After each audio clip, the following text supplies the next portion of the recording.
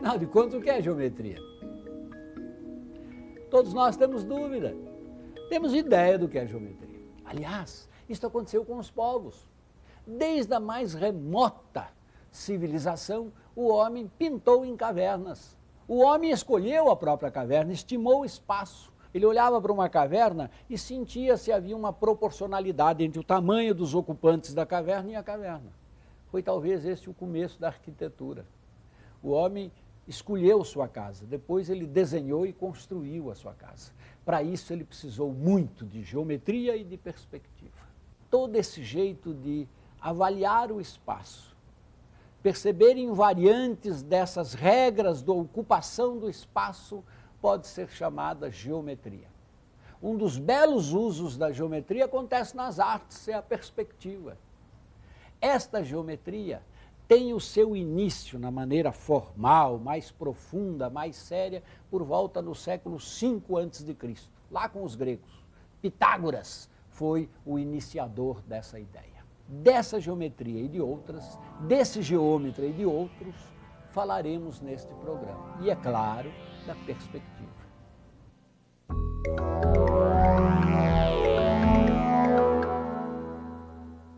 A geometria investiga as formas e suas dimensões, determinando suas propriedades, seus elementos e suas transformações.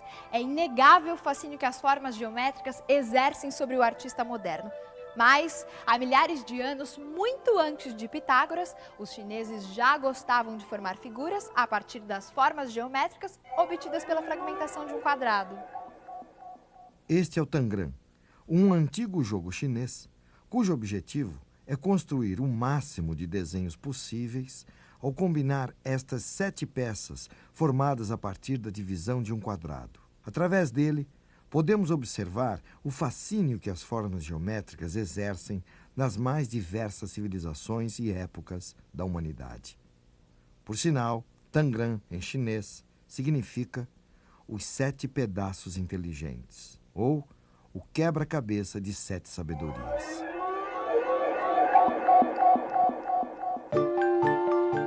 Utilizando-se de seus conhecimentos de geometria, os egípcios construíram pirâmides e monumentos que são verdadeiros feitos de engenharia. Ainda hoje, nos surpreendemos com a precisão dos ângulos retos encontrados em suas construções. No Egito, os esquadros eram feitos da seguinte maneira. Imagine uma corda com 3 nós, sendo a distância do primeiro ao segundo de 3 vezes uma unidade de medida, que pode ser, por exemplo, o comprimento de um braço. E a distância do segundo nó ao terceiro a 4 vezes essa unidade. Os egípcios sabiam que se fixassem a corda no nó intermediário e unissem o primeiro nó ao terceiro, com um novo segmento de 5 vezes a unidade de medida, o ângulo oposto a esse segmento seria de 90 graus. Com esses quadros de corda, eles podiam verificar com precisão matemática se os ângulos de suas construções mediam ou não 90 graus. Mas eles também eram utilizados na divisão das terras férteis às margens do rio Nilo, logo após as cheias que anualmente faziam desaparecer as demarcações de fronteiras. E tinham ainda a vantagem de que um pedaço de corda é bem mais fácil de carregar do que um esquadro de madeira. Esse é um exemplo do que chamamos Triângulo de Pitágoras.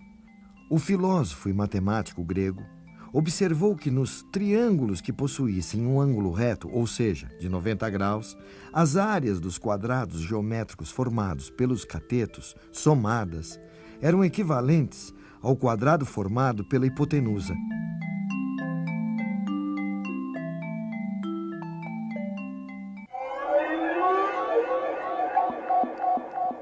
Ao demonstrar essas relações existentes em triângulos como este, Pitágoras revela uma ordem que estava oculta na natureza. Para o filósofo e matemático grego, tudo o que existe, da mais simples partícula atômica às mais complexas galáxias, obedece a determinadas leis, padrões, que se combinam e se repetem e que podem ser percebidos e comprovados pela matemática. É isso que acreditam os cientistas do nosso tempo. E era mais ou menos isso que Pitágoras revelava aos seus discípulos há quase 2.500 anos, aqui na Grécia. As teorias formuladas por Pitágoras foram divulgadas pelo vai e vem das caravanas e conquistaram seguidores de um extremo ao outro do mundo. Na Alexandria, essas teorias foram escritas e organizadas por Euclides em uma série de livros que vêm sendo copiados, traduzidos e editados até os dias de hoje. Euclides percebeu que os fatos geométricos existem, como circunferência, pirâmide, prisma, que precisam ser definidos com precisão. Mas foi tentar definir tudo, viu que alguns ele tinha que admitir: ponto, reta, plano, espaço. Eu admito essas ideias, embora possa representá-lo com um lápis bem apontadinho, posso desenhar um ponto, mas ele ainda vai ser uma superfície, não é um ponto. É uma abstração. Eu admito que existe ponto e que ele é adimensional. Mas ao brincar com essas ideias, ele percebeu que precisava ligá-las. Um ponto divide a reta em duas semirretas, a reta divide o plano. Se eu tenho uma semirreta, um ponto aqui, outra lá, o segmento que liga os dois corta a reta. Estas são verdades que a gente admite, são os postulados. Vem do latim postulare, quer dizer pedir, eu peço que você aceite. Ou no grego chama-se axioma, verdade admitida. Das verdades admitidas surgem outras, que eu as demonstro. São os teoremas, os lemas, e com isso formo o edifício científico. Quem fez isso no século III a.C. foi Euclides. Surgiu aí a geometria lógica, axiomática, euclidiana. No século VIII, o Império Muçulmano se estendia desde a Espanha até as fronteiras da Índia e da China. Apropriando-se mais do que dos territórios e das riquezas materiais, de todo o conhecimento e da ciência dos povos conquistados.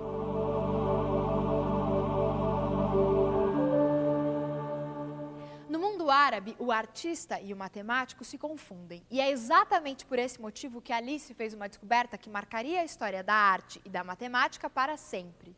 Os gregos achavam que somos capazes de enxergar o que está à nossa volta porque raios de luz saem dos nossos olhos e iluminam aquilo que está diante de nós. Mas nisso, eles estavam completamente equivocados. Foi um árabe chamado Alhazen o primeiro matemático a perceber que a visão se deve ao direcionamento dos raios de luz que incidem sobre os objetos e se refletem sobre os olhos, formando a imagem. O cone de raios emergentes de um objeto diminui de diâmetro à medida que eu o afasto dos olhos do observador. Este é o motivo da diferença de tamanho percebida. Essa ideia de um cone de raios que vai do objeto ao olho é o fundamento da perspectiva. Um conceito simples que revolucionou a arte e a matemática. Esta pintura medieval mostra claramente que o artista cria um espaço tridimensional, embora ainda pouco elaborado, através de uma espécie de perspectiva intuitiva. Historiadores acreditam que a perspectiva só começou a ser vislumbrada nesta época, o final da Idade Média, chegando à sua plenitude no Renascimento. Mas veja só, esta e outras pinturas de Pompeia, uma cidade soterrada pelas cinzas de Vesúvio em 79 d.C., reforçam a tese de outros historiadores de que já na época greco-romana os artistas conheciam a perspectiva. Afinal, aqui temos um excelente resultado na construção de um espaço tridimensional. Eu pude sentar, eu posso caminhar,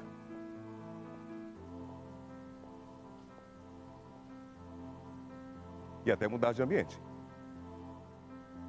É uma longa discussão que possivelmente não vai terminar nunca, pois o que restou da pintura da antiguidade é tão pouco que não há como provar definitivamente cada teoria. Mas com respeito ao Renascimento, não há dúvidas de que a descoberta ou redescoberta da perspectiva deu-se tanto na prática dos ateliês quanto no campo teórico.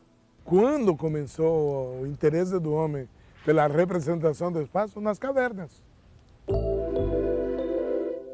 A perspectiva não se inicia com este sentido gráfico que a perspectiva tem hoje. Não é que nas pinturas dos alfrescos de Pompeia não tenha perspectiva, como a gente a conhece. Claro que tem, evidente que tem. Só que ela é montada em razão de uma espacialidade visual, não de um processo mecânico de representação.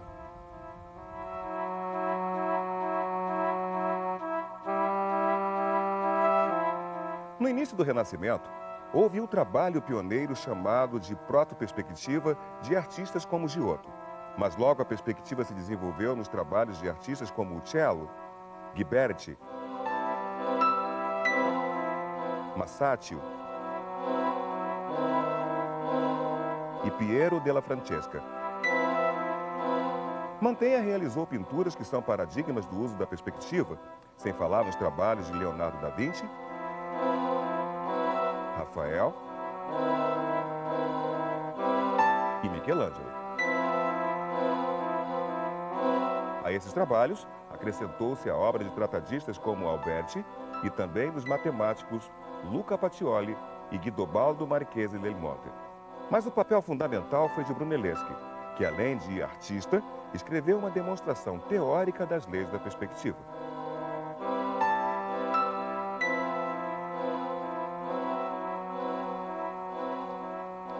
A perspectiva reassumiu importância para a pintura quando os artistas quiseram reproduzir efeitos naturais no final da Idade Média.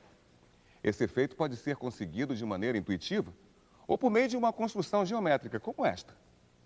As linhas que parecem convergir para um ponto distante, o ponto de fuga, dão a impressão exata da terceira dimensão.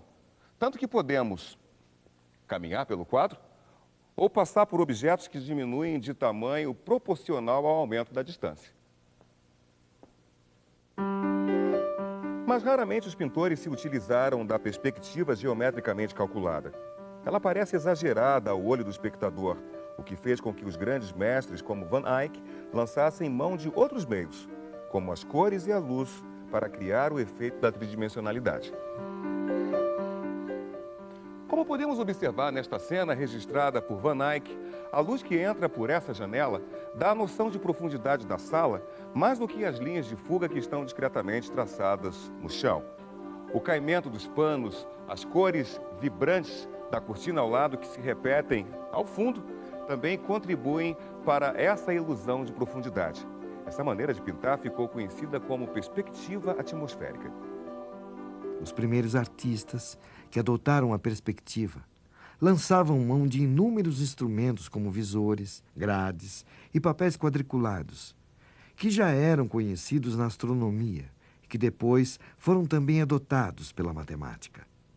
O pintor alemão Albrecht Dürer foi para a Itália aprender a arte secreta da perspectiva e documentou tudo o que viu e aprendeu em seus belos desenhos. O pintor que adota a perspectiva não está interessado numa visão abstrata ou absoluta da realidade. E nesse aspecto, a perspectiva é uma inovação. Ela introduz na arte a dimensão do tempo. O que ele reproduz não é mais uma paisagem imutável, mas um ponto de vista, o registro do que está acontecendo em um determinado momento. Quando ele virtualiza o espaço, ele é obrigado a estabelecer padrões, modos de comportamento que de alguma maneira pretendem reproduzir o fenômeno visual. Todas essas preocupações não eram preocupações da perspectiva, eram preocupações do artista na representação do espaço. Era o espaço que era fundamental, não o processo. Tem as máquinas de fazer perspectiva, amarravam a cabeça do indivíduo, fixavam o olhar, sabe, fechavam um olho, botavam uma haste, tinham toda uma parafernália para aquilo ser o mais próximo do que o olho vê, mas o olho não vê perspectiva. O olho tem um fenômeno estereoscópico, são dois. A representação gráfica, ela é realmente direcional. E tudo acontece como se fosse visto por um único olho estático e sem emoções. Então, a perspectiva seria um modo de se aproximar do aspecto óptico do universo sensível.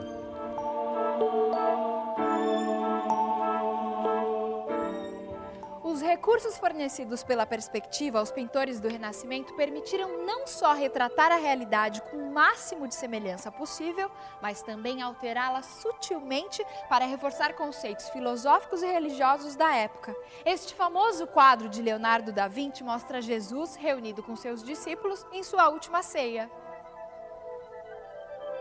Estranhamente, a mesa toma toda a extensão da sala, como se a cena fosse grande demais para ser contida em qualquer recinto. Reparem que o rosto de Jesus coincide com o ponto de fuga, e as cabeças dos apóstolos ocupam a linha de horizonte do quadro.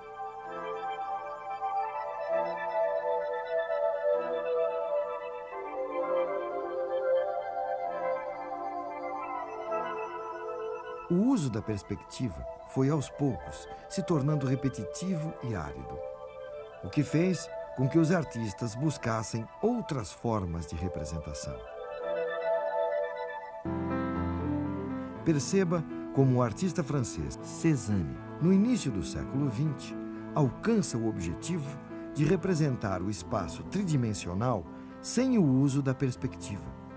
Volume e profundidade são alcançados pelo uso das cores e direção das pinceladas, e não mais com a aplicação de recursos geométricos na composição do quadro. Leonardo foi uma inspiração, toda a perspectiva do século XVI e XVII, onde aparecem as anamorfoses, todos esses jogos da ilusão, né? Onde se cria esses espaços enigmáticos, sempre me interessou muito isso. Claro que não para repetir o passado, mas para me aproximar dele como um discurso que eu pudesse, de alguma maneira, utilizar, atualizar, através de operações mais paródicas ou irônicas, mais adaptadas a meus propósitos de discussão da imagem, né, na contemporaneidade.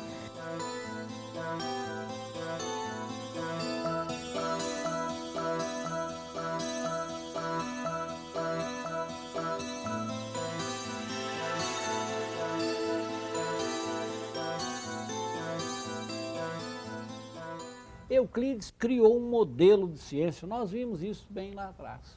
O que ele não esperava é que a ciência e as artes oferecessem aos homens, ao longo desses 20 e tantos séculos, novos espaços, onde a mudança de um dos seus postulados, substituído por outro, criava toda uma geometria diferente. E assim surgiram várias geometrias igualmente válidas. Até que muito recentemente aconteceu um fato curioso. Alguém sobrevoava, talvez a Inglaterra, um país um tanto retangular.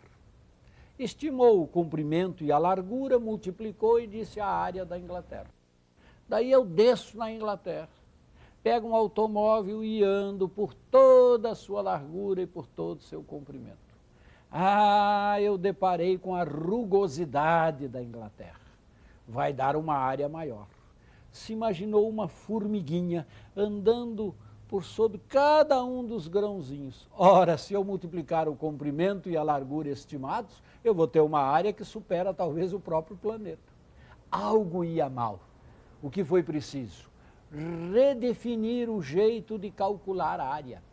Área de figuras rugosas precisam ser medidas por uma geometria que tenha na sua dimensão uma fração, uma geometria fractal.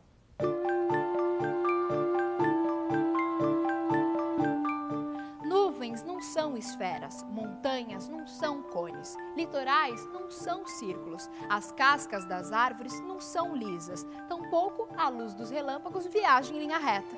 Turbilhões, as batidas do coração quando nos emocionamos, as trajetórias de estrelas e planetas, as mudanças no clima são fractais, a geometria da natureza.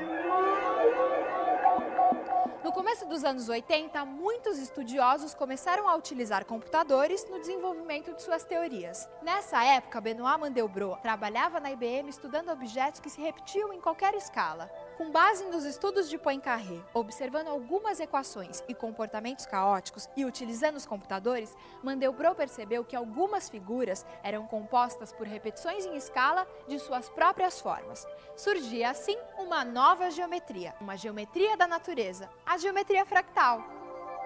A partir de um triângulo equilátero, dividimos cada lado em 3 partes iguais. Na terça parte de cada lado, construímos um novo triângulo equilátero, apontando para fora. Depois, apagamos as partes comuns do antigo e nos novos triângulos. Podemos continuar procedendo da mesma forma indefinidamente, obtendo uma curva estrelada que recebeu o nome de floco de neve. O litoral brasileiro pode ser considerado um fractal. Os contornos e traçados mudam a cada escala de aproximação, ganhando novos detalhes, tal como a curva floco de neve. À primeira vista, a ideia de fractal parece esquisita.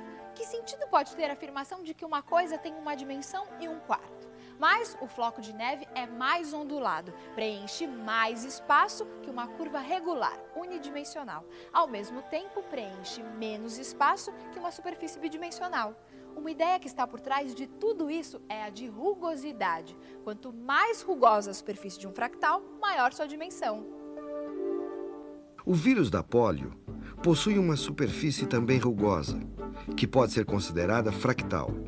Conhecer esta superfície implica em descobrir novas vacinas, pois isto afeta o modo como diferentes moléculas químicas interagem com o vírus. Olha, fractal não é mistério. Teoria fractal foi uma grande sacada do meu colega Benoit Mandelbrot. Ele percebeu que era possível criar uma nova geometria diferente da geometria euclidiana. Daí nasceu o fractal. Fractal vem de fractus no latim, que quer dizer fraturado, quebrado. Aí o Benoit Mandelbrot criou uma geometria que é baseada em conceitos descontínuos, conceitos fraturados. E surgiu, então, a geometria fractal. Mas o melhor veio em seguida. Ao usar a geometria fractal para representar objetos antes representados com os conceitos da geometria euclidiana, foi se percebendo que essa geometria fractal dava resultados muito bons quando os objetos representados eram os objetos da natureza. Tipo, uma árvore, uma folha, uma nuvem, uma montanha, uma praia, um animal. Todos esses objetos naturais construídos com a geometria fractal formavam uma imagem muito melhor do que aquela da geometria euclidiana. E a razão é simples. A natureza não é contínua. A natureza é descontínua.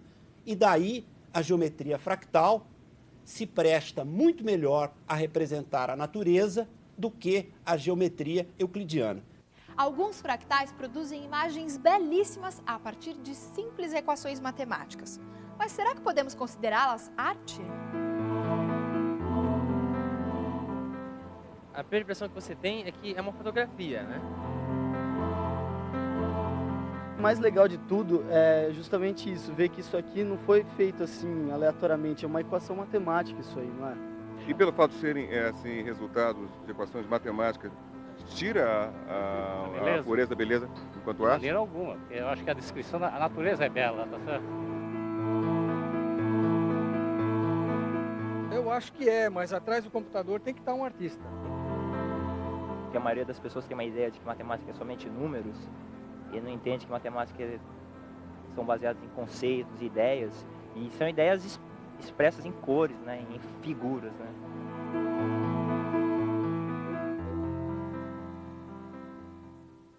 Fizemos um passeio pela arte, fizemos um passeio pela geometria, descobrimos a perspectiva como a grande colaboração da geometria para a arte do Renascimento. Enfim, andamos pela matemática e pela arte. Criamos arte matemática.